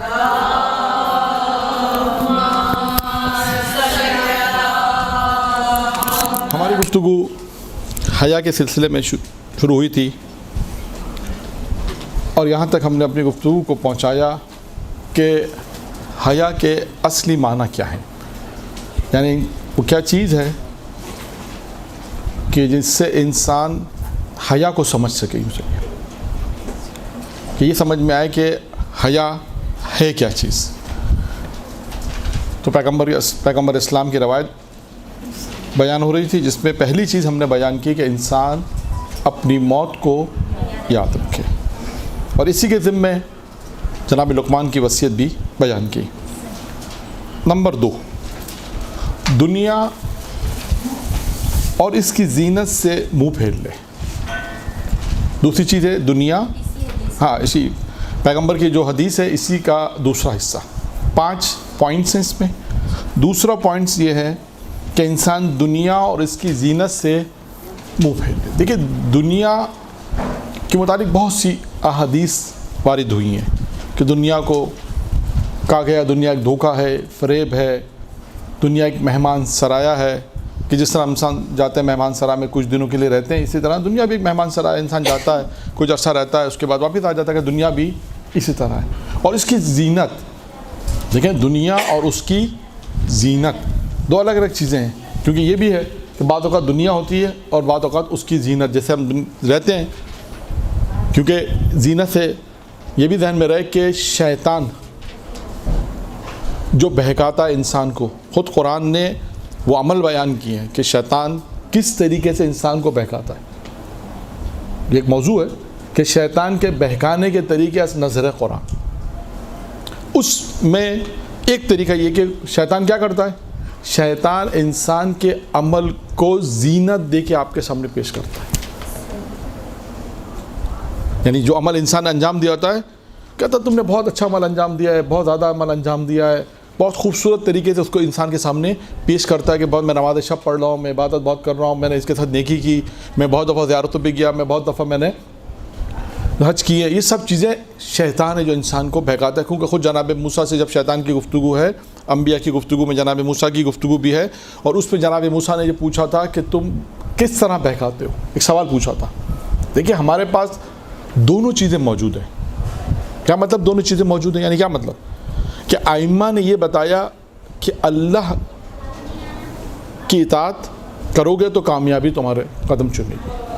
अगर इंसान को कामयाब होना है तो क्या करना है, वो आइम्मा अलैहिस्सलाम ने बताया, कुरान में रवायतें आयात आईं कि यही काम अंजाम दो तो इंसान ज़िंदगी बेहतरीन अच्छी गुजरेगी। ये तो हमें बता दिया। दूसरी तरफ जो इंसान का सबसे बड़ा दुश्मन है वो कौन है, शैतान है। उसने भी ये बता दिया कि मैं ऐसे बहकाता हूँ, मेरे पास ये तरीक़ेकार है। यानी बहुत आसान हो गया ना, दोनों तरफ हमें पता है कि आइम्मा ने कहा कि देखो अगर चाहते हो अल्लाह की इताअत करोगे, अल्लाह की बंदगी करोगे, जन्नत चाहिए तो ये काम करो, नमाज रोज़ा इबादत, बुराइयों से बचो, गुनाहों से बचो, ये एक रास्ता है। दूसरी तरफ शैतान है जो इंसान को बहकाता है। और बकर हमारे उस्ताद ने एक जुमला अच्छा कहा था कि वो हमसे ज़्यादा पढ़ा लिखा है तभी तो हमें धोखा देता है, हमसे ज़्यादा ज़हरंग है, तेज़ है, तभी तो हमको धोखा दे सकता है। लेकिन इसका मतलब ये नहीं कि इंसान बेबस हो जाए कि नहीं अब कुछ नहीं, इसका मतलब ये नहीं है।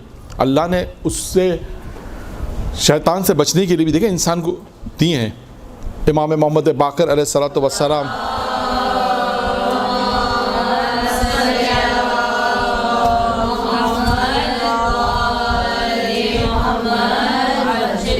की रवायत है कि जिसमें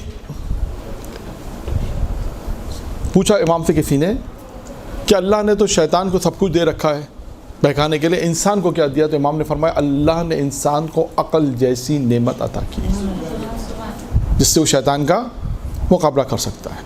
तो खैर बात यहाँ पर शैतान किस तरह इंसान को बहकाता है।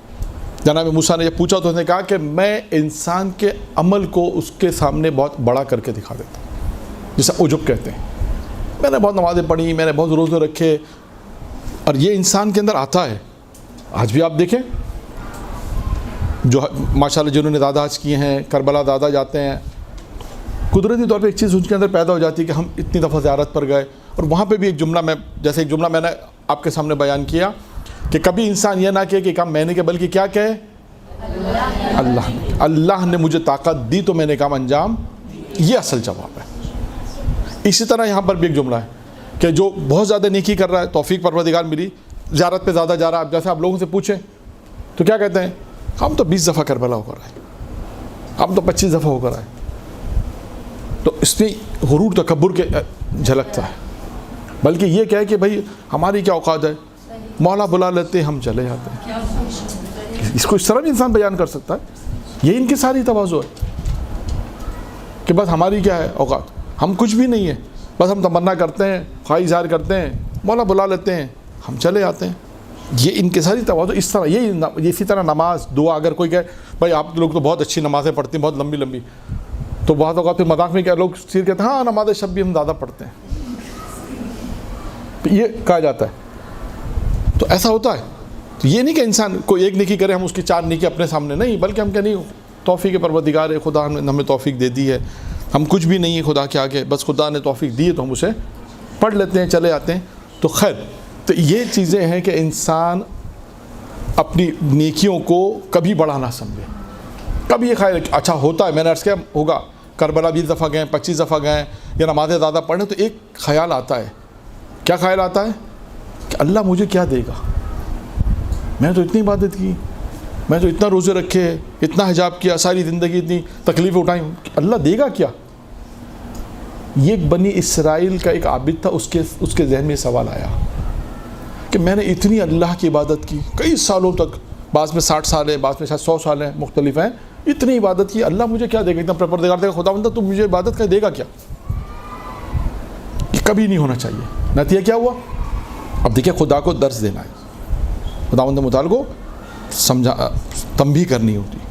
پروردگار عالم جب اس نے اپنے خدا سے بھی کہا اور ایک اس زمانے کے نبی سے کہا, کہ ایک نبی خدا سے کہا کہ میں اتنی عبادت کرتا ہوں اللہ کی, اللہ مجھے کیا دے گا, اس کا کیا اجر دے گا؟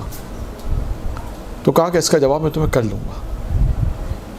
اس کے بعد اب یہ صحرا غار میں رہتا تھا, صحرا میں چلتے چلتے یہ سے پیاس لگی,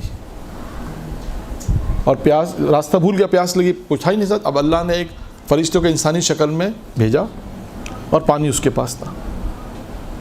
اچھا اب اس کے پاس پانی نہیں تھا, اس نے کہا مجھے پانی دو. اس نے کہا دو گے کیا مجھے؟ پانی میں ایسے تو نہیں دوں گا, کچھ دیتے ہو تو ٹھیک ہے, نہیں تو مرضی تمہاری. اس نے کہا میرے پاس 100 سال کی عبادت ہے, 50 سال کی عبادت لے دو, آدھا گلاس پانی دے دو. اس نے کہا عبادت تو پھر کر لوں گا, زندہ بچ جاؤں گا, لیکن مر گیا تو پھر عبادت کیسے کروں گا؟ تو آدھا گلاس پانی دیا, 50 سال کی عبادت کا یہ تمہاری ہو گئی. پھر چلنا, پھر شہرہ میں, پھر وہی. اس کے بعد پھر اسے پیاس لگی, پھر اس نے یہی کہا, پھر اس نے کہا کہ کیا ہے, کچھ نہیں, 50 سال کی اور عبادت ہے, 100 سال کی تھی, 50 سال دے دی, 50 سال کی اور لے لو, پانی دے دو.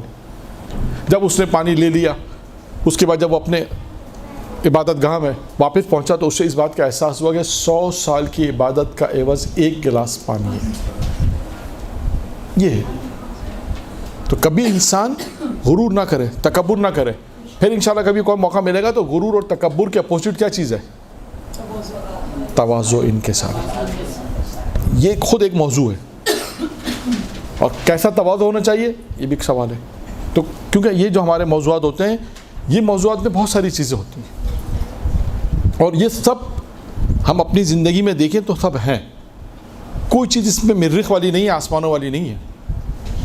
میں سب قدم قدم پر اخلاق, قدم قدم پر حیا, قدم قدم پر جو موت, قدم قدم پر جو نیکیاں, قدم قدم پر سب پوری زندگی میں ہمیں نظر آئیں گی کہ ہم نے کیا کرنا ہے. وہ خدا نخواستہ کسی کے ساتھ برا کیا تو اس سے انسان معافی تلافی کرے, کہ کسی پر خدا نخواستہ اگر کسی کے پاس اگر ظلم کیا, یا کسی کو مثال کے طور پہ اللہ نہ کرے ایسا ہوا ہو, لیکن ایک مثال ہے. خیر, ہم اپنی گفتگو میں آ جائیں. دنیا اور اس کی زینت, یہ ہماری گفتگو تھی. دوسری چیز ہے حیا کا اصل معنی ہے کہ انسان دنیا اور اس کی زینت. یہاں پر ایک سوال اور اس کا جواب دے کر پھر میں تیسری بات کی طرف آؤں. ممکن ہے کوئی یہ سوال کرے کہ یہ کیسے ہو سکتا ہے کہ مولانا انسان دنیا میں رہے اور اس کی محبت نہ ہو؟ یہ کیسے ہو سکتا ہے؟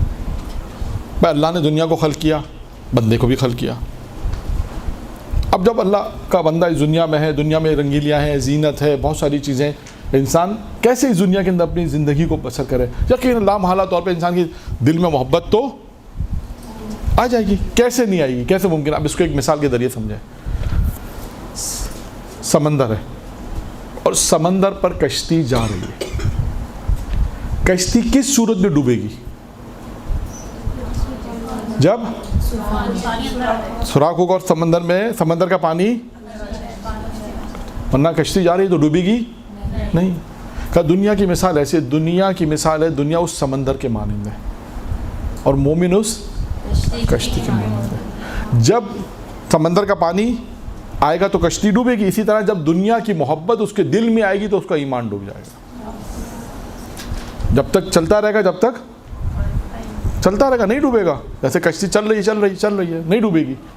तो पानी का आना शर्त है उसके डूबने के लिए। इसी तरह दुनिया की मोहब्बत आएगी तो इसका ईमान डूबेगा, ये चीज़ है। तो बहरहाल इंसान हया का जो असली माने हैं पैगंबर की रवायत कि दुनिया और इसकी जीनत से इंसान मुंह फेर ले, नंबर 2। नंबर 3 है तफक्कुर करो और अच्छा सोचो और इस तफक्कुर की हिफाजत करो। एक किताब है फ़ारसी में, अलबत्ता उसका मालूम नहीं कि उर्दू तर्जुमा हुआ या नहीं हुआ, कामयाबी के राज, इस सारे मौफ़िक़त कि इंसान मौफ़िक़ कामयाब कैसे हो, उसका राज क्या है। उसमें उन्होंने ग़ालिबन शायद 21 चीज़ें लिखी हैं कि क्या चीज़ें हैं जो इंसान को दुनिया में कामयाब बनाती हैं। उनमें पहली चीज़ जो उन्होंने लिखी उसका नाम है तफक्कुर। आप देखिए तफक्कुर की इतनी फजीलत है बहुत। कहते हैं ना 1 घंटे का तफक्कुर 70 साल की इबादत से अफजल है। और भी बहुत सी, मैं तफक्कुर के मुतालिक से बहुत ज़्यादा नहीं, क्योंकि असल गुफ्तगू जो करनी हो तो पता नहीं शुरू होगी नहीं होगी।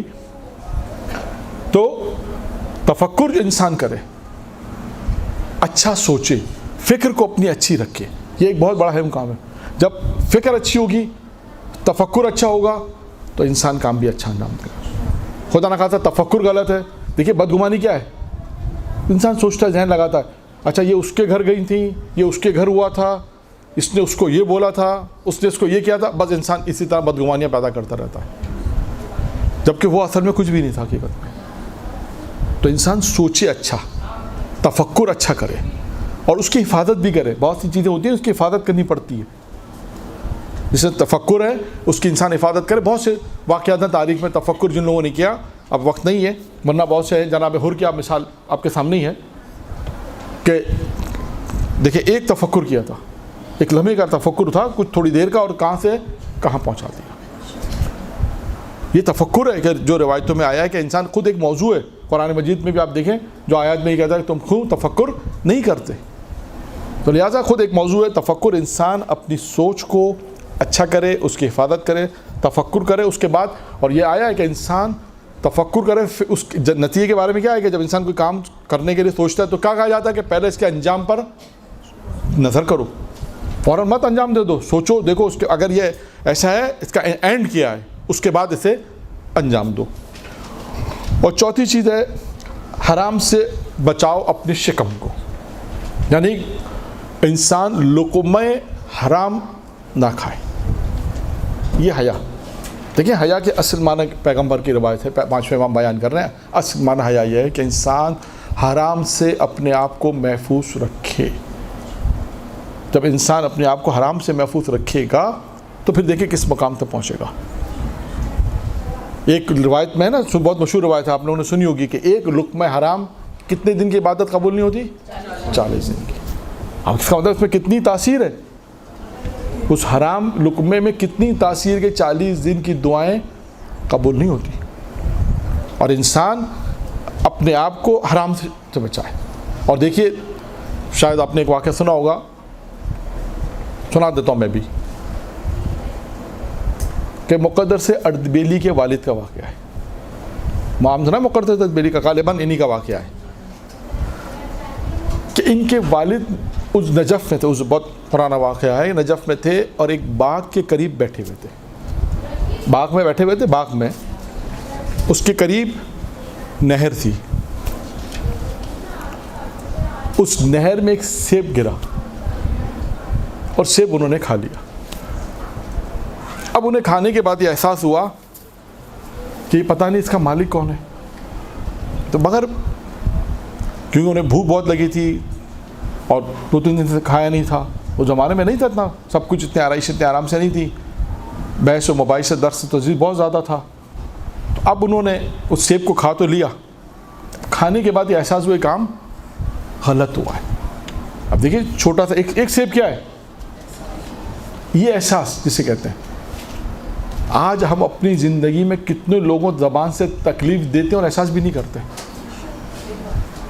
ये सोचिएगा, एक जुमला हमारा किसी की ज़िंदगी भी तबाह करता है और या किसी को अजियत पहुंचा देता है और हमें एहसास भी नहीं होता हमने क्या कह दिया। ये वही चीज़ है انسان طبیعی ہے کہ زندگی لمحہ بلمحہ دیکھے. اب انہوں نے احساس تو کیا کہ کام مجھ سے غلط ہوا. اب معلوم کیا کہ یہ نہر میں جو نہر کہاں تک جاری کرتا ایک باغ تھا. اچھا باغ کس کا ہے؟ پتہ چلا کہ وہ آدھا وزیر کا ہے جو اس شہر میں ہے اور آدھا جو مالک کا ہے وہ دوسرے ملک میں. کہا کہ وزیر کے پاس آئے کہ بھائی یہ سیب میں نے ایسے کھا لیا ہے تو مجھے حلال کر دو یا پیسے. آج کل تو آسان ہے نا، یہ حلال کر لو یا پیسے لے لو، دو میں سے ایک چیز ہے. اب اس نے کہا کہ ایک آدمی آیا ہے، ایک آدھا سیب حلال کرنے کے لیے آیا ہے تو میں تو اسے معاف کر دیتا ہوں. کہا آدھا کر سکتا ہوں جو میرا ہے، آدھا جو ہے وہ دوسرے ملک میں ایک بادشاہ ہے اس کا ہے. میں مفہوم سنا رہا ہوں واقعے کا. دیکھیں انسان حرام سے اپنے آپ کو بچائے تو کیا ہوتا ہے. اب وہ پہنچے اس ملک میں، کتنا سیب ہے؟ آدھا سیب. آدھا سیب کا تو مسئلہ ہو گیا. جو بعض لوگ کہتے ہیں نا کہ ممبر کے حوالے سے یہ بات کہتے ہیں کہ انسان بچپن کے اندر اگر کسی کو نقصان پہنچایا، کسی مدرسے میں پڑھتے تھے اسکول میں بغیر پوچھے کوئی چیز کھا لی، اگر اس کو رد مظالم نہیں دیے تو کیا ہوگا؟ یہی چیز قبر میں ہو سکتا ہے یہ سیب جو بچو بن کر آ جائے، سوکھتا سانپ بن کر آ جائے، اس لیے کہ ہے تو کسی اور کا. تو لہٰذا انسان اس کا دنیا سے جانے سے پہلے لوگوں کے جو حقوق ہیں اسے ادا کرے. اب آدھا سیب ہے، اسے حلال کرنے کے لیے پہنچے کہاں؟ بادشاہ کے پہنچے اس کے پاس. اب بادشاہ نے کہا کہ آدھا سیب حلال کرنے کے لیے آدمی اتنی دور سفر طے کر رہا ہے، اس کا مطلب یہ کوئی متقی پرہیزگار آدمی ہے. اچھا اس سے کہا کہ ایک شرط پہ میں آدھا سیب حلال کروں گا. کا شرط کیا ہے؟ کہ میری بیٹی سے شادی کرنی ہوگی. لیکن ایک اور بات بھی بتا دوں. میں نے کہا بتا دی. کب میری بیٹی دیکھ نہیں سکتی. کہا اس کی آنکھیں نہیں ہے، دیکھ نہیں سکتی. کہا اس کے پیر اور ہاتھوں میں بھی شل ہے، مفلوج جسے ہم کہتے ہیں آج، اور سن بھی نہیں سکتی. کہا نہ دیکھ سکتی ہے نہ سن سکتی ہے. اب آپ سوچے کہ بولے ایسے تو شادی کرنا کیا مطلب ہے بھائی؟ وہ کہے بھائی آدھا سیب دیکھ لیں گے اللہ میاں کے روزے. زندگی بھر تو یہاں اگر کوئی تھوڑا سا کم سنے اس سے مشکل ہو جاتی ہے. ساری زندگی ایسے کے ساتھ جو سن نہیں سکتی، تھوڑا سا بھی اگر خود اللہ نہ کرے کسی کو پتہ چل جائے تو کیا ہوتا ہے؟ کہا ان کے ساتھ زندگی سن ہی نہیں سکتی، اس کے ساتھ کیسے زندگی بسر کریں بھائی؟ جو تھوڑا سا نہیں سنے تو کیا یہ تو سن ہی نہیں سکتی، دیکھ نہیں سکتی. اب سوچئے انسان کے لیے کتنا مشکل مرحلہ ہے. اب یا تو دنیا کو ترجیح دے دیں یا آخرت کو ترجیح دے دیں. یہی مشکل مراحل ہوتے ہیں نا. کیا انسان کرے گا؟ اب انہوں نے کہا ٹھیک ہے میں سوچتا ہوں. سوچ کے کہا کہ اب ایسی لڑکی سے شادی کرے نہ دیکھ سکتی ہے نہ سن سکتی ہے نہ ہاتھ پیر اس کے صحیح و سالم ہے، کیسے شادی کرے آدمی؟ یا تو اس دنیا میں اس کی خدمت کرے گا، جب جو لڑکی نہیں دیکھ سکے گی نہ بول سکے گی نہ سن سکے گی تو کیا ہوگا؟ وہ تو خدمت نہیں کر سکتی، انہیں کو خدمت کرنی پڑے گی ساری زندگی جب تک زندہ ہے. یا یہ کام کر لیں، یہ آدھا سیب حلال کر لیں روزہ قیامت میں. انہوں نے کہا کہ مجھے شادی منظور ہے. ہو سکتا ہے کہ آج لوگ کے مولانا تو پاگل تھے. آدھا سیب دیکھی جائے گی. آج کل کی دنیا یہ کہتے ہیں نا کہ اتنا دوسروں کا مال کھا لیتے ہیں ٹکار بھی نہیں لیتے. اور یہ ہے معاشرے میں میراث کے مسائل کیا ہیں. مجھ سے خود پوچھا گیا ہے ایران کے اندر، جو گروپ کراچی سے آیا تھا، اس میں خواتین کا اسی طرح ایک سوال جواب کا سیشن تھا. اس نے یہی سوال پوچھا مجھ سے، یہی کہا تھا کہ ہمارے بھائی میراث میں ہمیں حق نہیں دیتے. کہتے ہیں جب پیسے چاہیے آپ لے لیں، حق کی بات نہ کریں. جو پیسے چاہیے آپ لے لیں، مل جائیں گے، لیکن آپ کا جو حق ہے وہ ہم نہیں دیں گے میراث میں. یعنی وہ اپنے آج بھی ایسے ماحول ہے پاکستان میں جہاں اسلام کا قانون نہیں چلتا، خاندان کا قانون چلتا ہے، گھر کے اپنے قوانین چلتے ہیں. پردادا کا جو رواج اور رسم وہ آج تک چلتے ہوئے آ رہے ہیں گھروں میں. ہمارے دادا تو یہ کہتے تھے بھائی ٹھیک ہے آپ کے دادا کہتے ہوں گے، اسلام تو نہیں کہتا. تو بہت سی چیزیں ایسی ہوں گی جو ہمیں تبدیل کرنی پڑیں گی. یہی تو پڑھائی کا فائدہ، یہی تعلیم کا فائدہ. لیکن کس طرح؟ اچھے طریقے سے، ایک اچھے طریقے سے اپنے اس سسٹم کو چینج کرنا پڑے گا اگر دین کے خلاف ہے تو. اب یہ شخص کس سے شادی کرنی ہے؟ جو نہ دیکھ سکتی ہے نہ بول سکتی ہے نہ سن سکتی ہے نہ چل پھر سکتی ہے.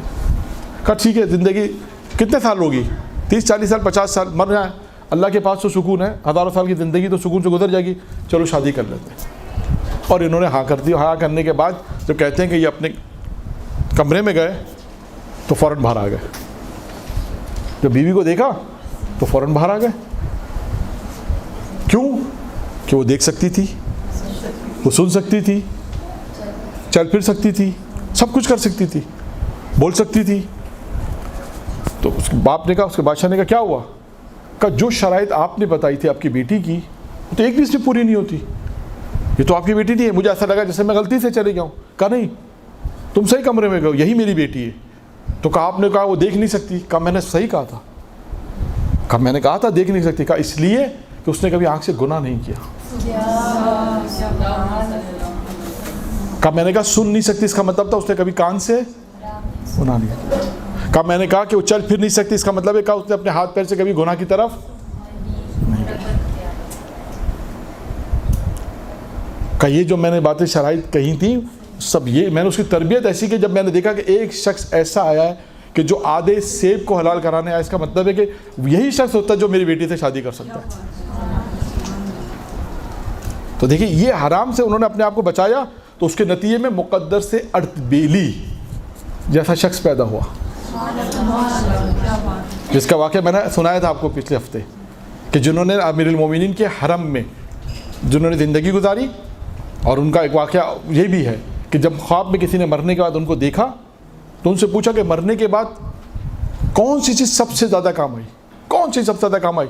تو کہتے ہیں انہوں نے کہا کہ امیر المومنین کی قبر کی طرف اشارہ کر کے کہا کہ مرنے کے بعد سب سے زیادہ علی کی ولایت کام آئی.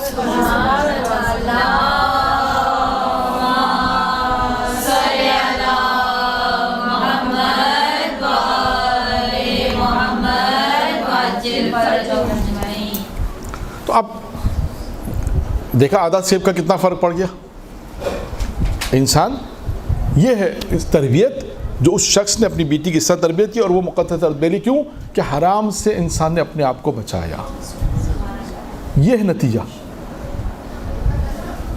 اور اس کے بعد ابھی کیونکہ اس کا ذکر دوبارہ ایک اور روایت ہے اس میں بھی آئے گا, اس لیے اس کو بس یہیں تک ہی محدود رکھا میں نے. حرام سے اپنے آپ کو بچا, یعنی حرام سے اپنے شکم کو, یعنی حرام غذا انسان نہ کھائے. اور اس کا نتیجہ آپ نے دیکھا کہ انسان اپنے آپ کو اگر اس نتیجے پہ پہنچے گا, حرام سے اپنے آپ کو بچائے گا, تو اس کا نتیجہ کیا ہوگا. اس کے بعد آتے ہیں پانچویں اور آخری چیز کہ اصل حیا کیا ہے. 5 چیزیں پیغمبر اسلام نے بیان کی, جس کی اس روایت کو امام محمد باقر نے بیان کیا. کہا کہ پیغمبر نے کہا کہ اصل معنی حیا کے یہ ہے. 5 چیزیں بیان کی. 5ویں آخری چیز ہے کہ اپنی قبر اور آزمائش کو فراموش نہ کریں. قبر کو اور آزمائش جو زندگی میں آتی ہے انسان اس کو بھولے نہ, کیونکہ یہ آزمائشیں انسان کو درس دیتی ہیں. انسان اس آزمائش سے انسان سیکھتا ہے. جو مشکلات آتی ہیں, صبر اور مشکلات, آزمائش انسان پر زندگی میں آتی ہیں, پریشانی آتی ہیں, مشکلات آتی ہیں, تو انسان ان کو فراموش نہ کرے, ان کو بھولے نہ. تو یہ 5 چیزیں تھیں جو میں نے آپ کے سامنے بیان کی, کہ وہ 5 چیزیں تھیں کہ جو اصل معنی حیا کے بیان کی. درود پڑھیں محمد و آل محمد.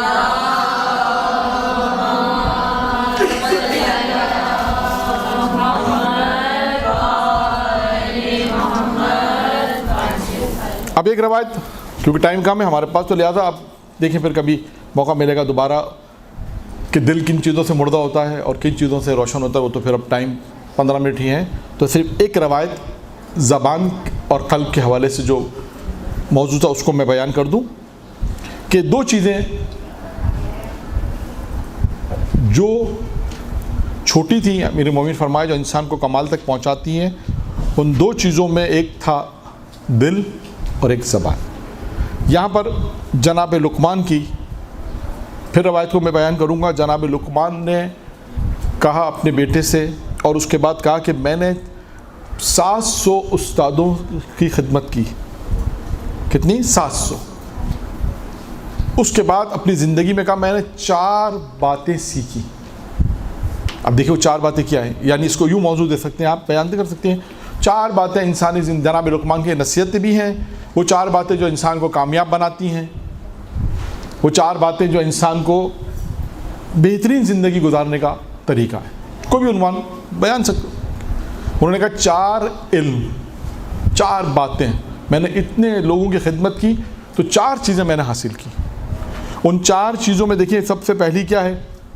جناب لقمان نے کہا ان میں سب سے پہلی ہے انسان اپنی زبان کی حفاظت کرے۔ اور امیر المومنین علی بن ابی طالب علیہ الصلوۃ والسلام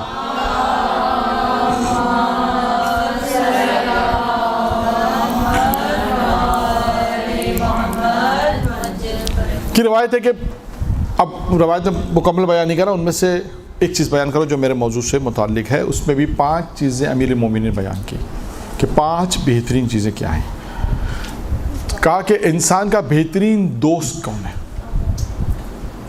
دیکھیے ہمارے پاس معیارات کچھ اور ہوتے ہیں، ائمہ کے پاس معیارات کچھ اور ہیں۔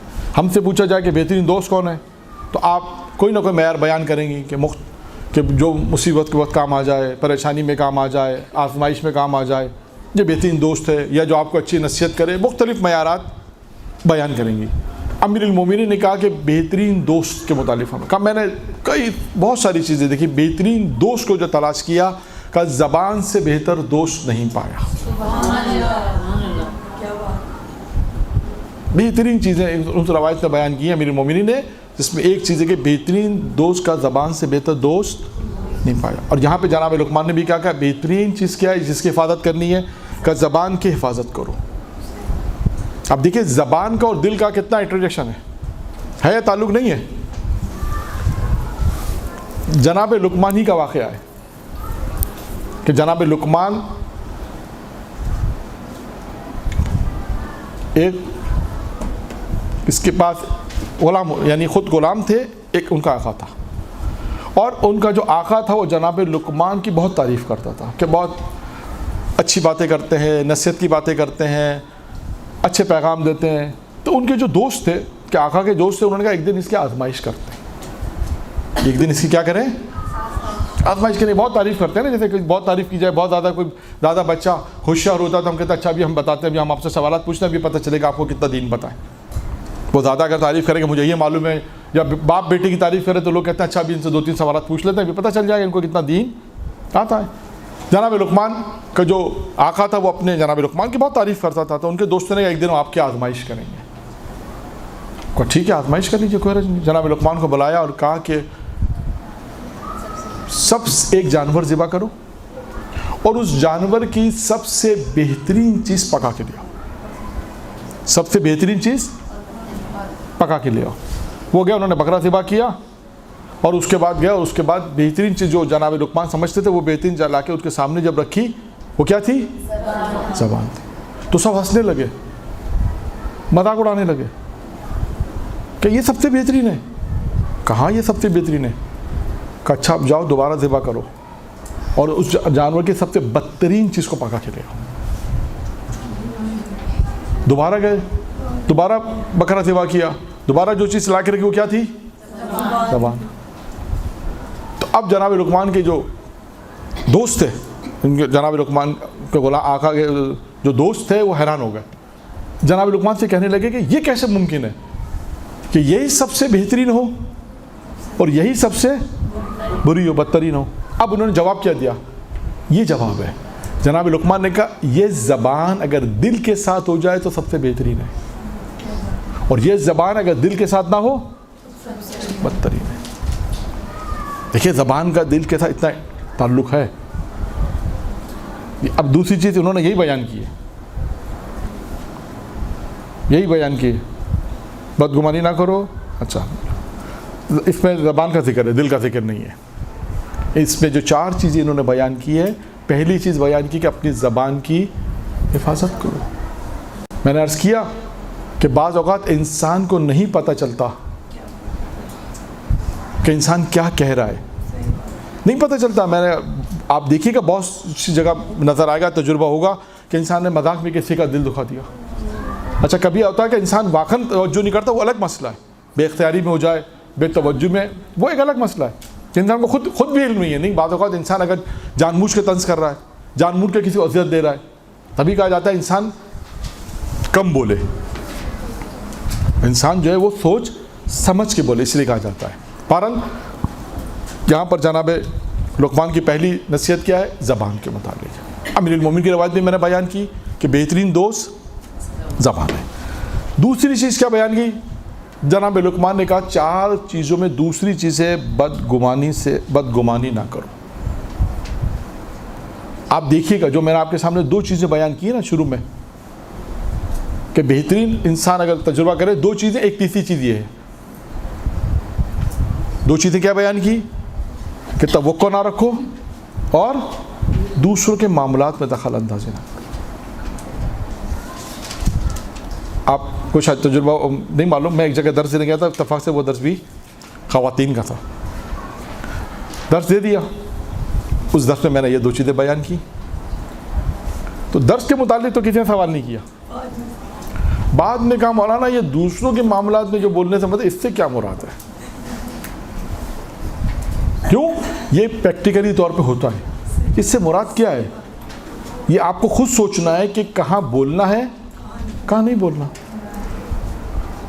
کہاں ضرورت ہے, کہاں ضرورت نہیں ہے. کیوں کسی دوسرے کے معاملات میں دخل اندازی کریں, انٹرفیئر کرنا. اب اس کی بہت ساری مثالیں ہیں, پھر کبھی انشاءاللہ دیں گے. پھر مثالیں بہت ہیں معاشرے میں, بہت سی. آپ دیکھیے گا بہت سے گھر کے جھگڑے, میاں بیوی کا جھگڑا ہو, بھائیوں کا جھگڑا ہو, دوسروں کی معاملات کے ساتھ زیادہ جھگڑا ہوتا ہے. اس نے ایسا کہا تو اس کو ایسا نہیں کرنا چاہیے تھا, اس کو ایسا کرنا چاہتا. بات کسی اور کی, جھگڑا یہ لوگ کر رہے ہیں. اور ایک تو یہ پھر دوسروں کے معاملات میں, بھائی ٹھیک ہے وہ اپنے حساب سے بہتر کر رہا ہے, ٹھیک ہے کرنے, ہمیں کیا ضرورت ہے اس کے معاملات میں بولنے, ان کو کیا کرنا چاہیے کیا نہیں کرنا چاہیے, ہم جا کے ٹانگ اڑا دیتے ہیں, پھر ایک نیا مسئلہ کھڑا ہو جاتا ہے. تو یہ انسان کا خود فیصلہ ہے کہ اسے کہاں پر بولنا ہے, کہاں پہ نہیں بولنا. یہ تجربہ. اور تیسری چیز کیا ہے؟ بدگمانی. کتنے ایسے مسائل ہیں معاشرے کے جو بدگمانی کی وجہ سے ہوتے ہیں. اگر آپ کسی سے پوچھیں, کئی اکثر ایسا ہوا ہے, کسی سے پوچھا کہ بھائی آپ فلاں سے کیوں نہیں مل رہے, بس ایسی وجہ ہے. جب انہوں نے وجہ بیان کی تو پتہ چلا کہ وہ بدگمانی تھی. وہ اپنے دماغ, بدگمانی کیا ہوتا ہے کہ انسان اپنے ذہن میں ایک چیز کو خیال کرتا ہے, اس کے بعد ہوتا ہے کہ اچھا اس نے ایسا کیا, اچھا اس نے ایسا کیا, اس کو ایسا نہیں کرنا چاہیے بس. جبکہ اس سے جا کے اگر سوال کر لے کہ بھائی آپ نے اگر ایسا کیا تو کیوں کیا, وہ کہے گا جو کچھ وہ سوچ رہا تھا 100% اس کے مخالف ہوتا ہے, وہ اس کے اپوزٹ ہوتا ہے. اس کو پتہ بھی نہیں ہوتا کہ یہ میرے متعلق کیا سوچ رہا ہے. اور ایسا ہوا ہے کئی 4 5 سال 10 سال صرف اس بات پہ بات چیت نہیں ہے, بدگمانی کر کے. اچھا اب بدگمانی نہ کرنا, اس کا علاج کیا ہے؟ بدگمانی کو منع کیا گیا ہے نا, اس کا علاج کیا ہے؟ اس کا علاج یہ ہے کہ بدگمانی نہ کرے. ہاں اس کا علاج یہی ہے, اس کا علاج یہی ہے کہ انسان برا نہ سوچے, اچھا ہی سوچے, بدگمانی نہ کرے. ٹھیک ہے اگر کسی نے نہیں بلایا, نہیں کیوں نہیں ہو سکتا, کرنا پڑے گا. وہ کریں گے تو معاشرے میں صحیح ہوگا. نہیں کیوں نہیں, مثال میں نہیں ہوتا ہے, بالکل بات صحیح ہے. ایسا ہوتا ہے کہ انسان دیکھیں توقعات, کل پرسوں کی گفتگو ہو رہی تھی ایک جگہ پر, میں اس لیے بتا رہا ہوں کہ جو بات انہوں نے کہی ہے انہوں نے بھی کہی کہ مولانا یہ ضروری نہیں ہے کہ توقعات نہیں ہو, توقعات تو ہوتی ہیں. بھائی ایک دوست تھے, مثال کے طور پہ ایک دوست باہر گیا, وہ اچھا ویل سیٹ ہے, یہ یہاں سے گیا تو مجھے توقع تو ہوگی نا, میرا دوست وہاں پر ہے, مجھے اپنے گھر پہ 10-15 دن رکھے گا, اس نے لفٹ نہیں کرایا, اس کو ہوٹل میں رہنا پڑ رہا ہے, خرچہ ہو رہا ہے, تو کیا توقع تو ہو جائے گی. تو میں یہی کہنا چاہ رہا ہوں کہ نہیں ہونی چاہیے, میں یہی کہنا چاہ رہا ہوں کہ نہیں ہونا چاہیے.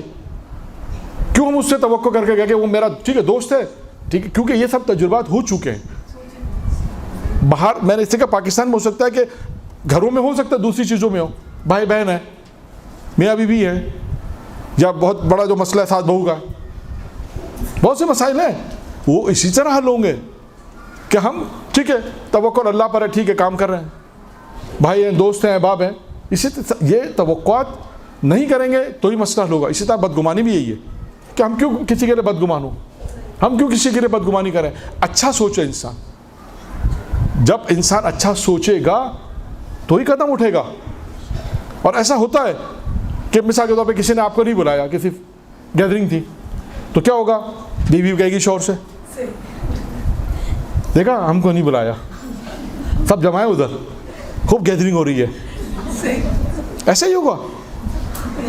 یہ ہے آپ کے رشتے دار, یہ ہیں آپ سے جو بہت زیادہ محبت کرتے ہیں. کیا ہوگا اس میں؟ بدگمانیاں پیدا ہو رہی ہیں. اب ہم ایک لمحے کے لیے نہیں سوچیں گے کیا اس کی مجبوری ہوگی نہ بلانے پر. ہو سکتا ہے کوئی مجبوری ہو سکتا ہے وہاں پہ ایسی گیدرنگ ہو کہ یہ آپ زیادہ مذہبی ہیں اس لیے آپ کو نہیں بلا رہے. ہو سکتا ہے وہاں پہ ایسی گیدرنگ ہو کہ جہاں مثال کے طور پہ ہم نہیں جا سکتے ہوں.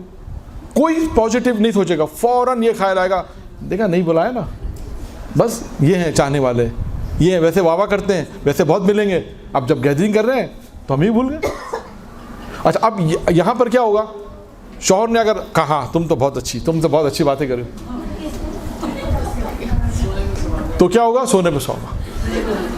تو بیوی کہے کہ ہاں دیکھو میں پہلے کہہ رہی تھی, میں تو آپ سے پہلے کہہ رہی تھی.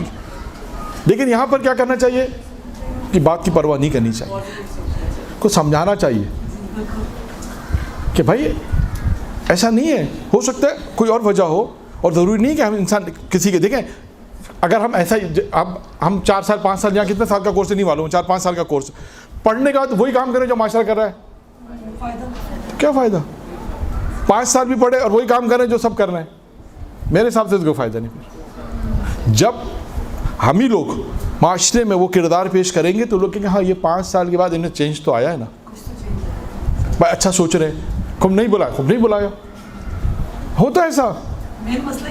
ہاں تو اگر ہم اس کو کیوں کریں ایسا, ہم کیوں معاشرے میں ایسی بات کریں؟ اگر چاہے وہ گھر کی بہن ہو, بیوی ہو, بچے ہو, کوئی بھی ہو. بچے بھی بات اوقات کہہ سکتے ہیں, بڑے بچے معاشرے میں اب تو سب سمجھدار ہیں, وہ کہہ دیتے ہیں بابا دیکھیں ہم کو نہیں بلایا, خود گاڑیوں میں گھوم رہے ہیں ہم کو نہیں بلایا. مثال ہے, بہت ساری باتیں ہوتی ہیں معاشرے میں. تو آپ ان کی تربیت کرنی, ٹھیک ہے, آپ سمجھائیں گے, دیکھیں کوئی وجہ ہوگی, ہم کیوں برا سوچیں؟ کیا فائدہ دین پڑھنے کا؟ اگر وہ دیندار نہیں ہے تو آپ تو دیندار ہیں, دین آپ نے سیکھا ہے تو اس پہ عمل کرنا ہے. اس پہ عمل ایسے ہی ہوگا کہ انسان اپنے گھر سے شروع کرے گا, اسٹیپ بائی اسٹیپ. بچوں کو, بیوی کو, سب کو سمجھائے گا, ماں باپ بہن بھائی جتنا سمجھا سکتا ہے, جتنا اس کی حجت ہے, جتنا وہ بول سکتا ہے, جہاں تک اس کی حدود ہے. دیکھیں ایک اور میں آپ کو زندگی راز گزارنے کا ایک اور جو 2-3 چیزیں بیان کی ضمنی طور پر, انسان اپنی حدود سے باہر نکل جاتا ہے.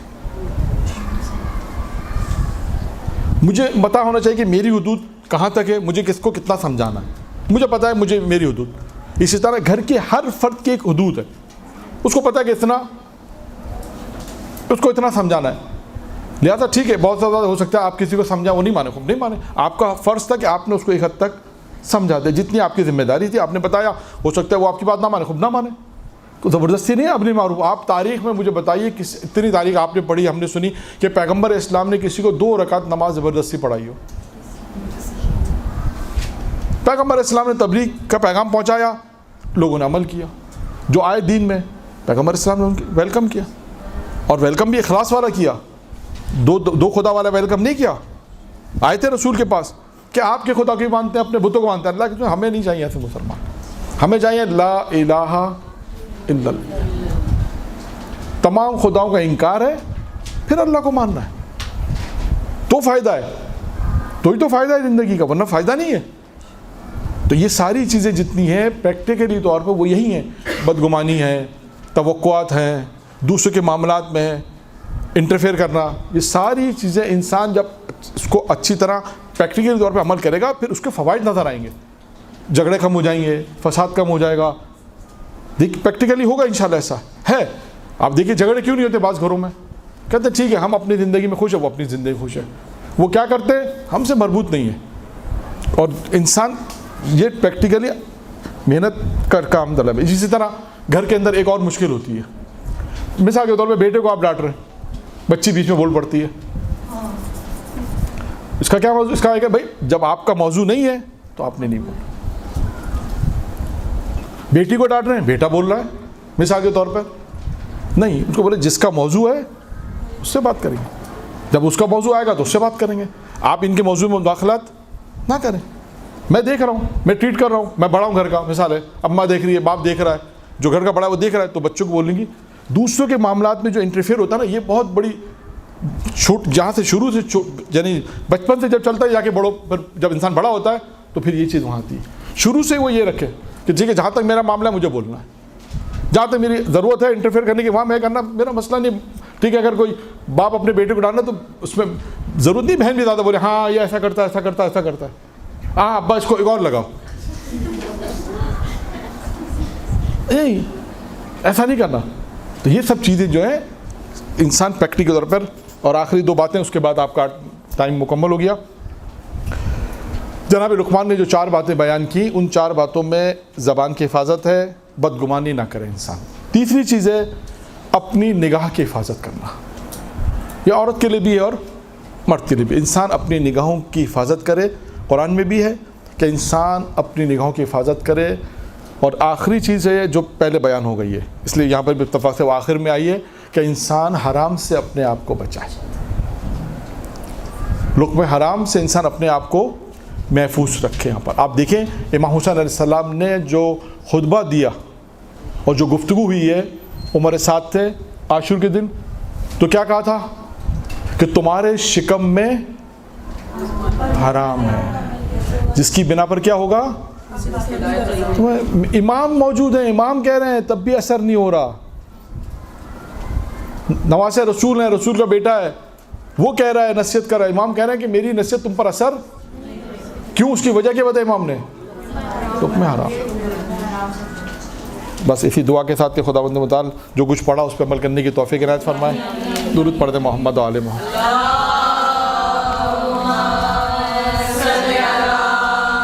برحمتك يا أرحم الراحمين وصلى الله على محمد وآله الطاهرين.